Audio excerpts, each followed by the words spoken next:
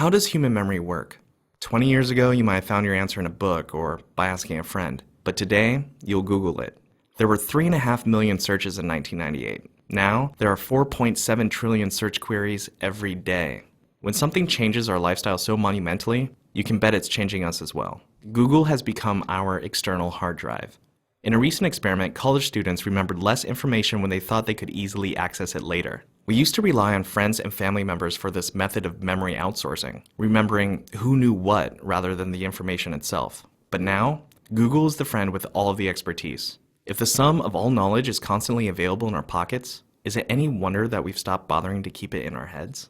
Neurons that fire together, wire together, and the same goes for those that fire apart.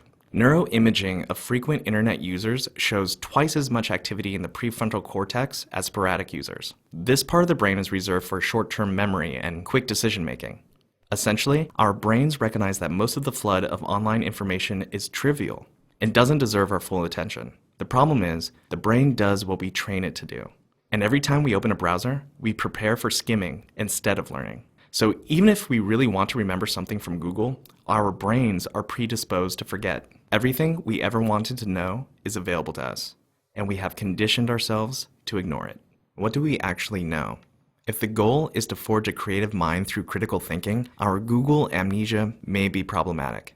The information and experience that gets encoded into our long-term memory is the basis of our unique intelligence. Still, we may be able to mitigate the impact to our long-term memory by adapting our response to this new reality. After all, we can't stop the sea change of the information age.